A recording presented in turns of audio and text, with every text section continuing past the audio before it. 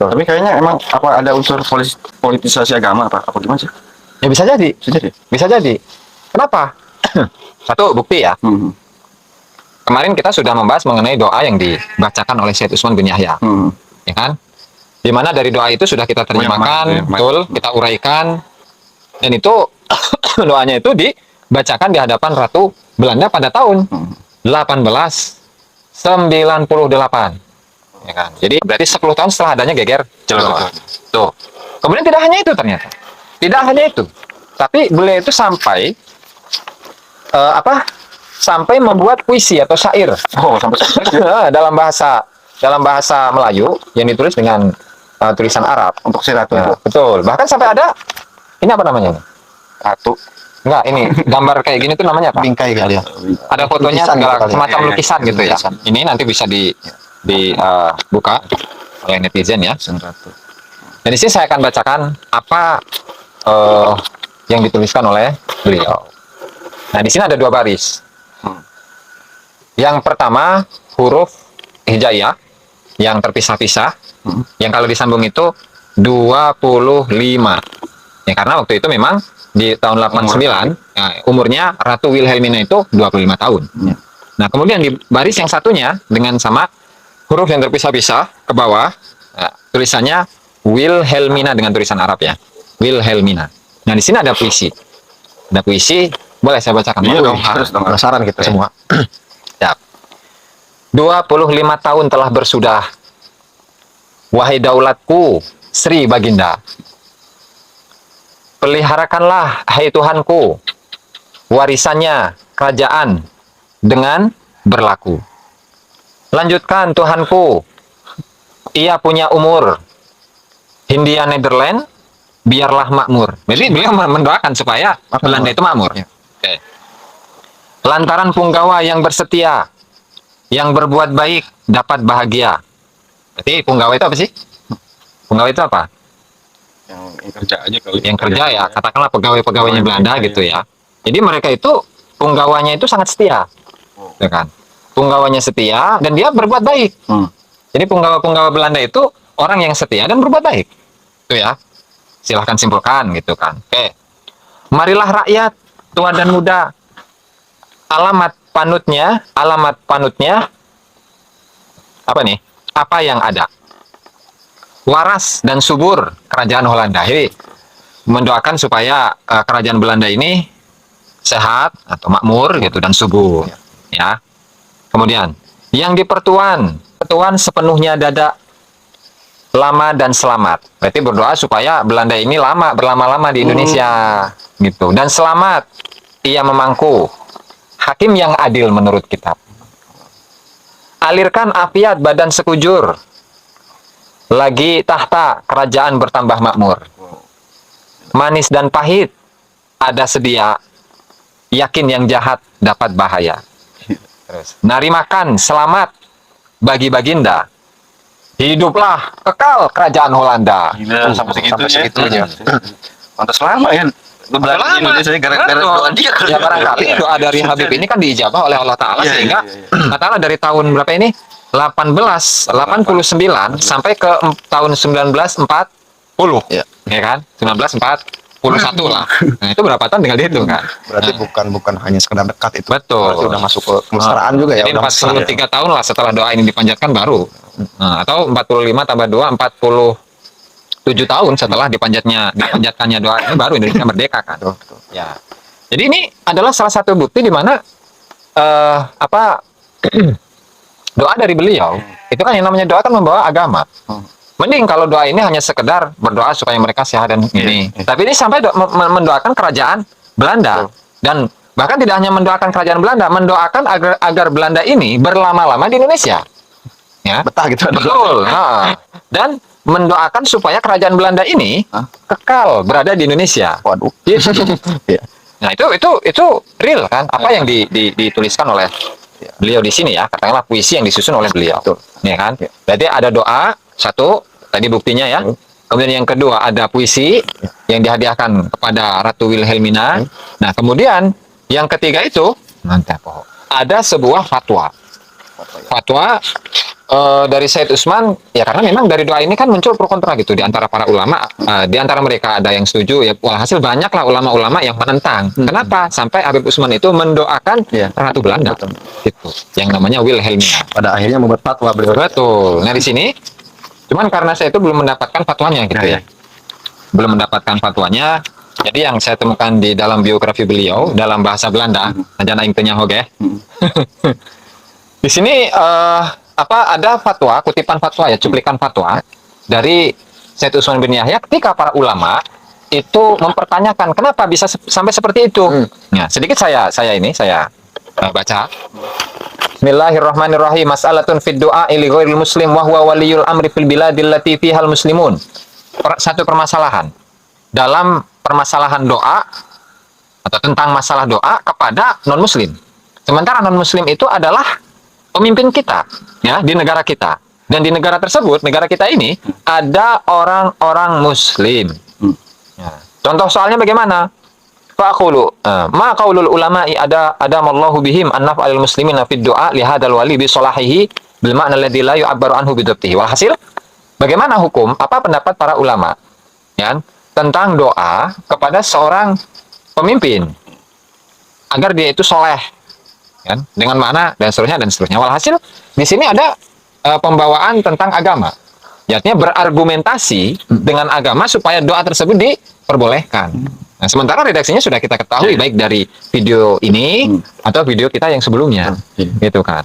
Nah, sehingga bisa kita simpulkan dong, apakah beliau itu pahlawan, baik itu pahlawan menurut Belanda atau pahlawan menurut orang Indonesia.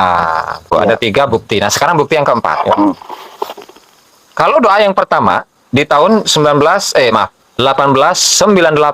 Nah, doa ini atau doa yang kemarin itu juga dibacakan pada tahun 1923. Berulang lagi berarti, Bang? Berulang lagi. Berarti 25 tahun setelah dibacakannya doa yang pertama. Nah, di sini juga ada buktinya ini, Mas. Jadi kita berbicara tentang data ini. Silahkan dibuka ini, Mas. Nah, hanya saja kalau di sini itu ada penambahan.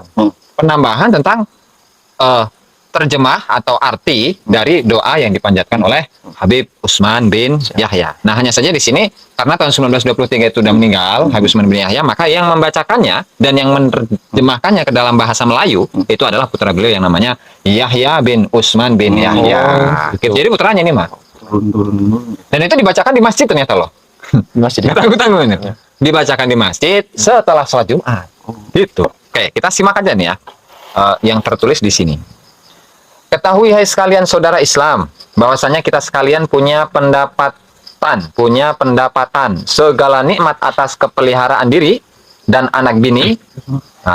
Dan serta maka sekalian nikmat itu dikaruniakan oleh Allah Subhanahu wa taala bagi kita. Dengan lantaran siapa? Dengan lantaran pengurusan government. Siapa itu? Raja Holanda atas segala negerinya. Maka patutlah kita membalas kebajikan padanya. Berarti Raja Belanda ini telah memberikan kebajikan kepada rakyat Indonesia. Atau setidaknya kepada Habib Usman bin Yahya, gitu ya. Kemudian segala membalas mana tadi? Patutlah kita membalas kebajikan padanya. Maka boleh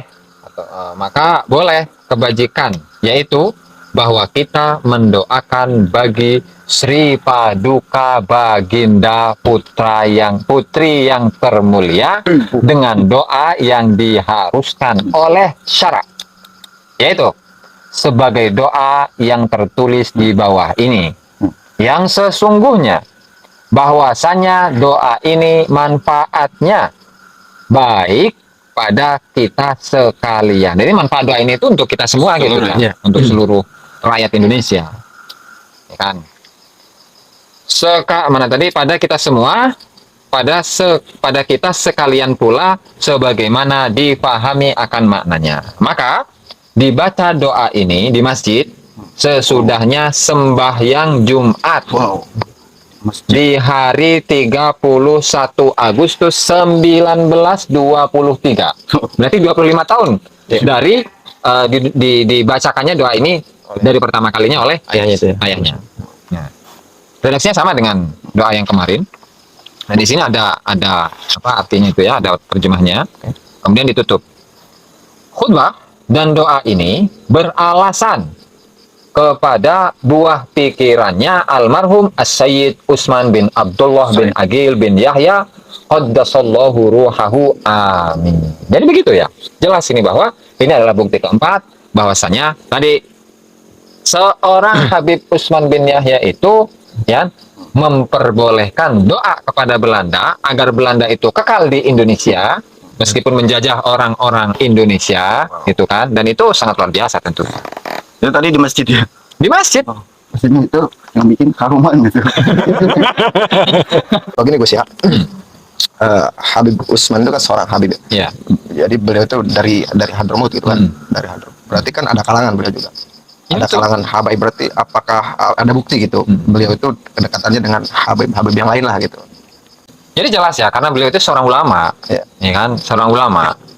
Beliau itu memiliki banyak murid. Oh, ya. Kalau tidak salah nanti bisa dicek lagi. Ya. Bahwa salah satu muridnya itu adalah Habib Ali Kuitang. Oke. Nah, dulu di majalah-majalah yang klasik gitu ya. Kalau sekarang mah sulit nyarinya ini datanya. Pernah suatu ketika Hadratus Syekh Kiai Haji Hasyim Asy'ari rahimahullahu taala itu ingin mengajak Habib Ali Kuitang untuk bergabung di NU sebagai ketua NU di Jakarta. Ya. Tapi karena Habib Ali Kuitang ini sangat berpegang teguh dengan perintah dari Habib Utsman bin Yahya, sehingga beliau itu ya rada nggak enak gimana gitu, maju mundur gitu, sehingga tidak bisa menyatakan sikap, Ya. ya kan? Yang pada akhirnya pada tahun 1930-an barulah Habib Ali Kuitang itu terdaftar sebagai warga Nahdlatul Ulama NU gitu. Sehingga ya dikenal. Ya, karena memang seorang tokoh, seorang ulama. Dan itu tidak perlu dipertanyakan. Betul. Beliau seorang ulama. Gitu, dan tentunya memiliki banyak murid. Gitu. Terus barangkali ada lagi yang dipertanyakan? Ada ini tuh apa penjajah bukan sih? Siapa? Beliau itu. Oh, pengkhianat atau penjajah sih? Ya kan dari keterangan-keterangan mulai dari video yang pertama, video yang kedua, dan video sekarang. Ya otomatis bisa menyimpulkan sendiri dong apakah beliau itu adalah seorang Ya, gitu. atau bukan. Cuman nggak anehnya kan sampai bikin fatwa sampai segitunya gitu, kayak doa-doa gitu. Segitunya gitu kedekatannya gitu. Intim banget gitu. Betul, intim banget. Intim banget. Ya sekali lagi beliau itu kan Mufti Batavia yang diangkat oleh Belanda. Satu. Kemudian yang kedua, beliau itu adalah seorang penasehat honorer bagi pemerintah Belanda. Ya. Ya otomatis namanya sebagai seorang penasehat honorer bagi pemerintahan Belanda, otomatis dia akan melakukan segala sesuatu hal yang kembali kemaslahatannya kepada pemerintah Belanda. Ya. Itu. Wow. Ya. Wow. Wow, pokoknya. Baru ini maksudnya selama ini baru terkuat. Tapi kita masih heran ya, masih belum bisa mengerti kenapa peristiwa seperti ini gitu kan. Ya karena ya beliau seorang ulama tuh kan, seorang mufti lah gitu, bisa berfatwa mengerti tentang agama. Tapi kenapa ada di pihak penjajah gitu kan? Ya. Bagaimana apa Ya. mau diulas sekarang? Kayaknya udah terjawab oleh uraian-uraian di video-video sebelumnya. Oke, Nah, sehingga tidak perlu diulangi lagi gitu. baik. Siap. Jadinya bisa nilai sendiri lah. Tuh. Salam waras. Assalamualaikum warahmatullahi wabarakatuh. Waalaikumsalam warahmatullahi wabarakatuh.